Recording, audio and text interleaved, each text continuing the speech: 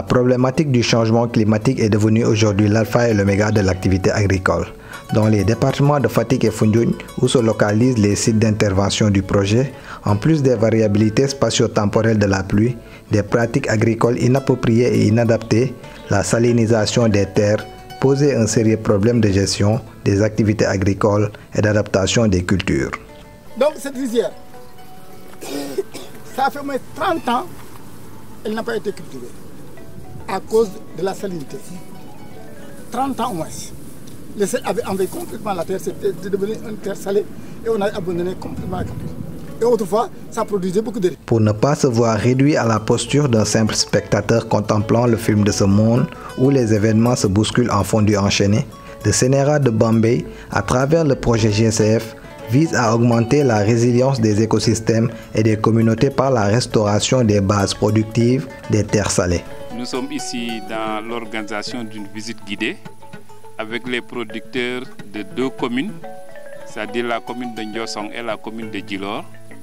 Et cette approche, c'est tout simplement amener les producteurs à décider eux-mêmes du choix de la meilleure pratique agricole parmi les technologies que l'ISRA a eu à introduire. Et cette approche nous permet, en les accompagnant, de contribuer à leur information, leur sensibilisation, mais aussi faciliter la capacitation même des bonnes pratiques des technologies introduites par l'ISRA. Dans le but d'aider les producteurs à subvenir aux besoins du sol en termes de fertilisation pour améliorer la productivité agricole, le projet a misé sur l'apport organique indispensable pour l'amélioration des rendements et une gestion durable des terres. La commune de Ndiosong et la commune de Djilor. Donc dans cette parcelle de riz, on a visité avec les producteurs 2 types d'amendements où on a l'engrais seul et un autre type d'amendement où nous avons l'engrais associé à du compost. Alors après la visite, les producteurs ont constaté que le traitement engrais plus compost a donné de meilleurs résultats. Pour faciliter le transfert des technologies, l'approche holistique et participative est privilégiée à travers des essais de démonstration sur les bonnes pratiques agricoles dans les zones de Kersambagay, Toubacouta, Ndiosong, Djilor. Là, c'est une parcelle de multiplication de semences qu'on a introduit dans la commune de l'ULCSN. C'est toujours pour accompagner les producteurs dans le cadre de l'autonomie semencière. Et cette parcelle a été mise en place durant cette année pour montrer aux producteurs qu'on peut mener une production de semences dans des zones affectées par la salinité des sols. Et avant de proposer cette variété, on a fait des analyses au laboratoire et également des formations pour les accompagner dans le cadre technique pour la production de semences. Et en proposant ces variétés, nous avons tenu également des conditions climatiques de cette zone. Et c'est l'ISDP10 qui a été proposé dans la commune de l'ULCSN et de Djouroup. Pour renforcer la gestion de la fertilité des sols, c'est l'engrais chimique et le compost qui a été utilisé. Et on a emblavé 0,5 hectares avec l'engrais chimique, le compost et l'urée. Et 0,5 hectares ont été aussi aménagés en mettant uniquement de l'engrais chimique. C'est pour montrer aux populations que l'effet de l'engrais organique pour améliorer la gestion de la fertilité du sol en le comparant avec celui de l'engrais, pour montrer l'efficacité de l'engrais organique dans les parcelles de production de semences. Et on a aussi introduit des pré-bases pour maintenir, pour renforcer l'autonomie semencière. C'est une variété qu'on peut multiplier durant 4 ans pour accompagner les productions pour l'autonomie semencière. Dans le but de contribuer à la souveraineté alimentaire par la promotion de bonnes pratiques de production, la même approche est développée à Djouroup et à l'ULCSN pour y augmenter les rendements et les revenus des populations. Les terres sont envahies par le sel.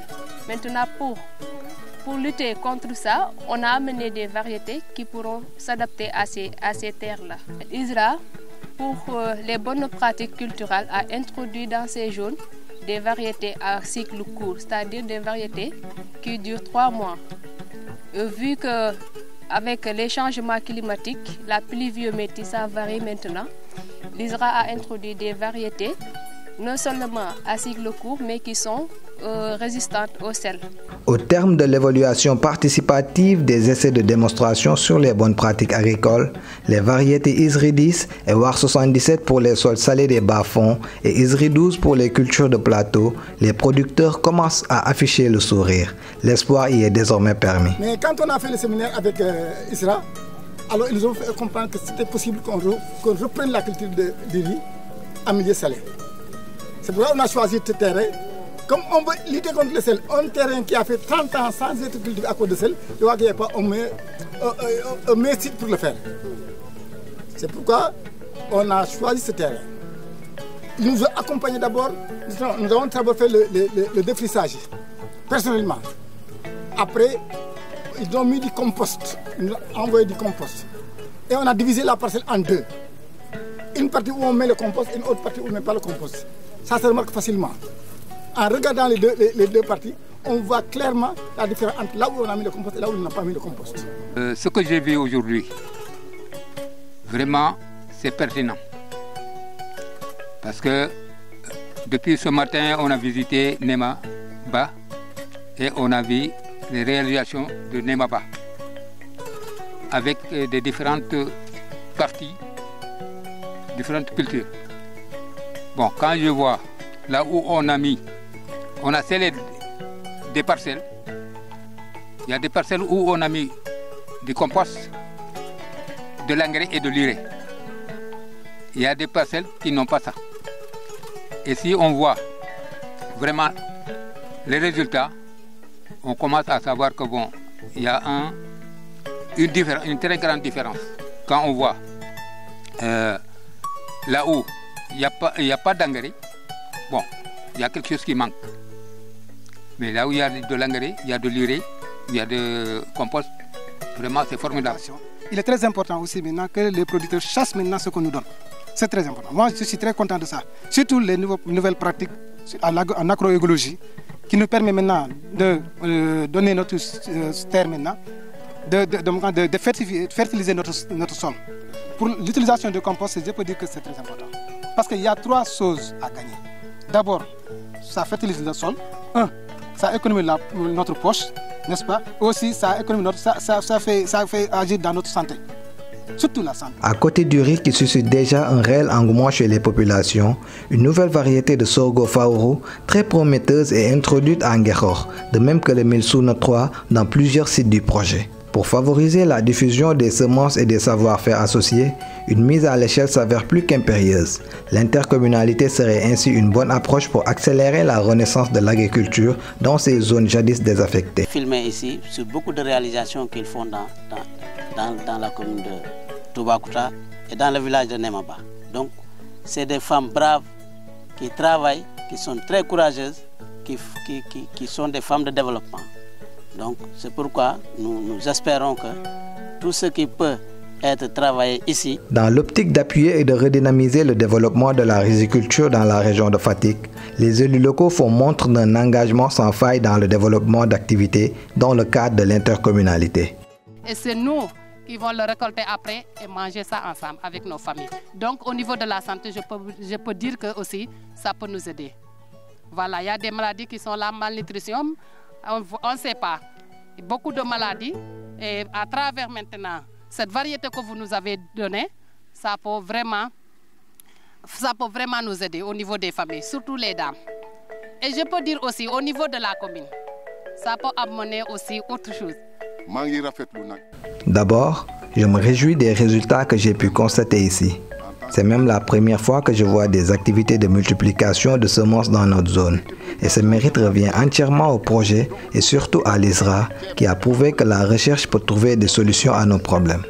D'ailleurs, nos 7 communes ont mis en place une intercommunalité pour partager nos bonnes expériences au bénéfice de nos communautés. J'invite tout le monde ici à s'approprier ces nouvelles technologies pour le bien de nos populations. Je suis tellement impressionné que je voudrais exploiter des parcelles de riz ici à Bouli si on m'y octroie des terres.